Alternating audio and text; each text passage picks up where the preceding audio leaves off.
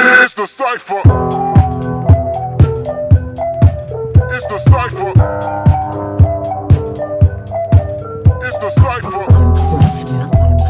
Politics, sports, and entertainment. You care about it, we talk about it.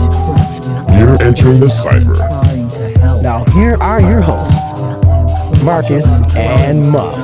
And we started arguing about what were the greatest movies of all time and what were the greatest movies that a man should see. I'm talking about man movies and stuff like that. And she gave me her top 5 man movies, and some of them I agreed with, some of them I didn't agree with, and so therefore the argument. So your wife gave you the top 5 man movies. Well, yeah, she gave me her opinion about. I mean, obviously she's not a man, at least I'm. Well, she's very much not a man. But anyway. Carmen, this is with all due respect, but if you come when I hear these top 5 movies, if you're dead wrong, I'm gonna put you out there, Carmen. Mm-hmm. And hopefully I can get your top 5 too. You got it. And anybody out there listening, I want to hear what your favorite movies are, what your top 5 movies might be, or what's something that you think that a man should see. And then we'll get into good movies in general. We'll talk about classics of all sort. You can give us a call here down at the station, 837-1112, 837-1112. Now, first I want to talk about the top 5 movies that she gave me. Okay. Okay, and I'll get your opinion. Then I'll give you my top 5. Okay. Okay. Her number 5 movie was Star Wars. Okay. Good guy movie. I think it's not so much a guy movie. I mean, I don't know if that's why? Because when I think of Star Wars, I think of nowadays. Mm-hmm. I think of grown men who don't have sex as much. They're out there lying every time a new Star Wars movie comes out. They've been there for like 3 or 4 days. Actually, I can't even. I am such a Star Wars geek. I don't know, but go ahead. But I am a Star Wars nerd, but that is not an essential movie in my opinion. Okay. I mean, you have some people who hate Star Wars, love Star Trek, and that type of deal. Right. Okay, number 4 was Pulp Fiction. Okay. Ding, ding, ding.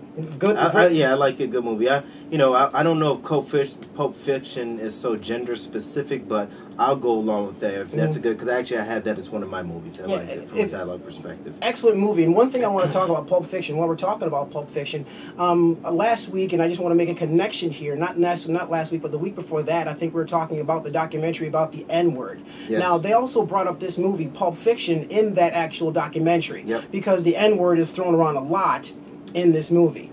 Well, mostly in Quentin Tarantino movies, period. Yeah, I actually, real talk. Very true, real talk. Quentin Tarantino is an Italian gentleman, and I think they had actually asked Samuel L. Jackson, who was in Pulp Fiction, and I think he may have been in a couple other. He was in another Jackie Brown, also, and they were asking him about why is it okay for Quentin Tarantino to write a movie with the N-word in it. And I think his reaction to that was, Quentin Tarantino writes what he sees.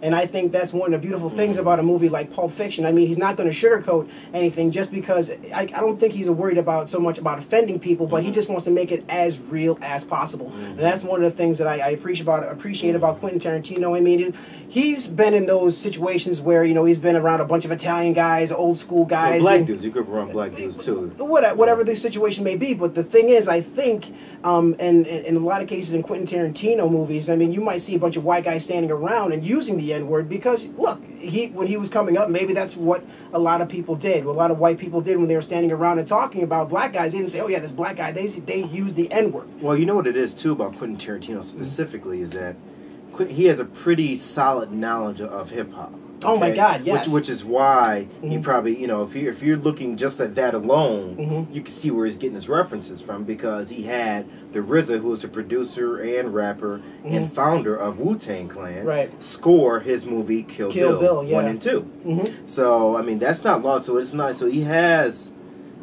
it's not like he's like Roman Polanski. Well, that's a bad analogy now. Okay. He's not Martin Scorsese all of a sudden up there just hitting you with the M-bomb left and right. You know what I mean? Right. So there's base. Now the question is whether or not you're offended by it and that type of thing. But, at any rate, not to digress so much from what we're talking about with the classic movies. Okay, yeah, I just wanted to. I'm sorry. Go ahead. You good?